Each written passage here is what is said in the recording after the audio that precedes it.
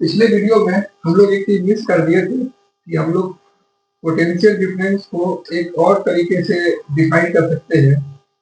वो होता है W/Q। ये होता है work done per unit charge. आज हम लोग बात करने वाले हैं रेजिस्टेंस के बारे में, जो कि हम लोग ने ओम्स लॉ के थ्रू जाना था कि V = IR, जहाँ पे R जो है प्रोपोर्शनलिटी कांस्टेंट होता है और उसी को जो है हम लोग रेजिस्टेंस करते हैं। तो देखिए क्या होता है कि इलेक्ट्रॉन जो है, इलेक्ट्रॉन वायर के थ्रू जो फ्लो करता है कंडक्टर में, तो आप जानते हैं कि मेटल्स जो होता है वो गुड कंडक्टर ऑफ इलेक्ट्रिसिटी होता है। और जब कोई पोटेंशियल डिफरेंस, जैसे कंडक्टर में आप समझिए कि कंडक्टर में इलेक्ट्रॉन का फ्लो करेगा, कंडक्टर में इलेक्ट्रिक करंट का फ्लो करेगा, जब जो है उसको किसी सर्किट से कनेक्ट करेंगे या जब पोटेंशियल डिफरेंस एक इंच से दूसरे इंच के बीच में क्रिएट करेंगे, तभी एक डायरेक्शन में इलेक्ट्रिसिटी या फिर चार्ज फ्लो कर सकता है। लेकिन जब करंट फ्लो नहीं कर रहा हो कंडक्टर से, मतलब जो कि कंडक्टर मतलब मेटल्स हो गए, जब उससे चार्ज नहीं फ्लो कर रहा होता है, तो वो जो है इलेक्ट्रॉन जो है वो रैंडम डायरेक्शन में मूव करता है। मतलब उसका कोई फिक्स डायरेक्शन नहीं होता है, वो रैंडमली कंडक्टर के अंदर मूव करता है। लेकिन जब उसको पोटेंशियल डिफरेंस क्रिएट किया जाता है एक इंच और दूसरे इंच के बीच में, या फिर सर्किट से कनेक्ट किया जाता है क्योंकि क्लोज सर्किट हो, तब वो एक पर्टिकुलर डायरेक्शन में इलेक्ट्रॉन के फ्लो को, एक पर्टिकुलर डायरेक्शन में इलेक्ट्रॉन के फ्लो को देखता है। तो हम लोग देख सकते हैं कि इलेक्ट्रॉन एक पर्टिकुलर डायरेक्शन में फ्लो होता है तब जब हम लोग पोटेंशियल डिफरेंस क्रिएट करते हैं दोनों इंच के बीच में, तब ऐसे इधर से।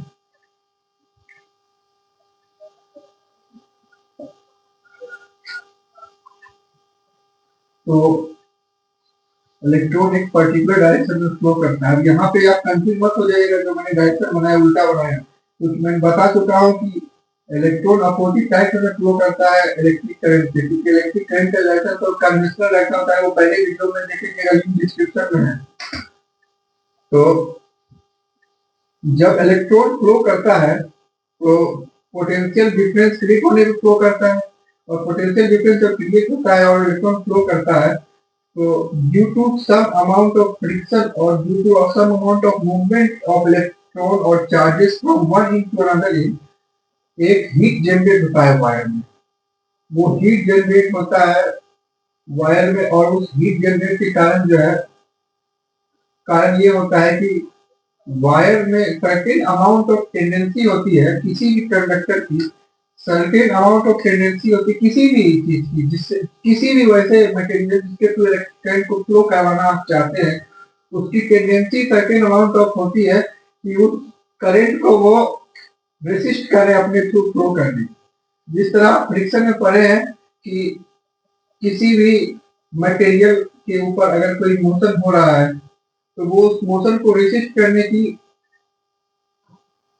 टेंडेंसी रखता है, जो 9 क्लास में पढ़े। उसी तरह जो है मटेरियल जो होती है, जो कंडक्टर होता है, उसमें भी वो भी रेसिस्ट करता है इलेक्ट्रिक करंट के फ्लो को, और उस रेसिस्ट करने की टेंडेंसी को ही जो है हम लोग रेसिस्टेंस कहते हैं। और रेसिस्टेंस जो होता है उस मटेरियल का जो होता है वो वेरी करता है। जैसे कि जो हम लोग पढ़े होंगे कि दो तरह के सब्सटेंस जनरली होते हैं ब्रॉडली, एक होते हैं इंसुलेटर और एक होते हैं कंडक्टर। तो इंसुलेटर में tendency to resist the flow of current जो होता है वो बहुत हाई होता है, लेकिन कंडक्टर में जो होता है वो लो होता है, जिस कारण से फ्लो ऑफ चार्ज जो होता है वो इजीली हो जाता है, इलेक्ट्रिक करंट आसानी से फ्लो कर जाता है। तो रेसिस्टेंस भी जो है, वायर का रेसिस्टेंस वो डायरेक्टली प्रोपोर्शनल होता है वायर के लेंथ से, और रेजिस्टेंस इनवर्सली प्रोपोर्शनल होता है वायर के एरिया ऑफ क्रॉस सेक्शन से। जैसे मान लीजिए कोई वायर है, तो अगर कितना ही पतला क्यों ना हो, उसका एक क्रॉस सेक्शनल एरिया होता है, उसके इनवर्सली प्रोपोर्शनल होता है और डायरेक्टली प्रोपोर्शनल होता है उसके लेंथ के, और जो एरिया है उसके इनवर्सली प्रोपोर्शनल होता है।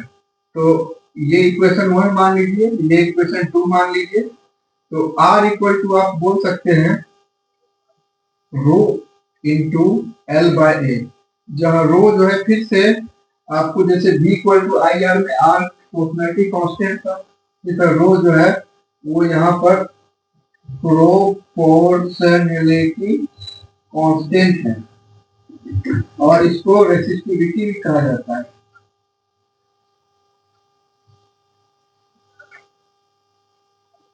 और यहाँ पे एक चीज आपको बताना भूल गया है मैं कि रेसिस्टेंस का जो यूनिट होता है, यूनिट ऑफ रेसिस्टेंस, वो होता है ओम।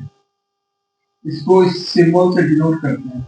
और यूनिट ऑफ रो जो कि यहाँ पर है, ये वाला यूनिट ऑफ रो जो होता है वो ओम मीटर होता है। इसको आप अगर याद नहीं कर पाइएगा तो आप ऐसे याद कर सकते हैं कि मान लीजिए R इक्वल टू हो गया रो into L by A.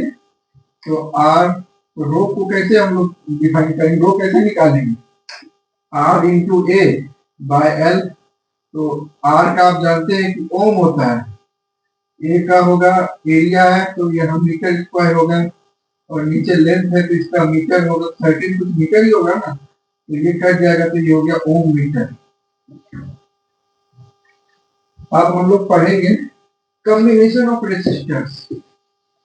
Resistors का जो है बहुत इंपॉर्टेंट यूज होता है हमारे सर्किट में, जिसके थ्रू जो है हम लोग करंट के फ्लो को और पोटेंशियल के फ्लो को, मतलब पोटेंशियल के फ्लो को नहीं, करंट के मैग्नीट्यूड को और पोटेंशियल के मैग्नीट्यूड को आसानी से कंट्रोल कर सकते हैं सर्किट में रेसिस्टर के थ्रू। देयर आर टू, आपको अभी इतना समझाने का टाइम नहीं है, लेकिन आप ब्रॉडली ये समझिए कि two types of combination of resistors.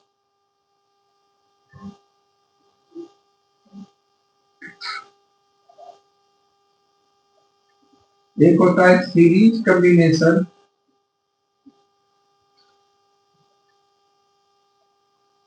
और दूसरा होता है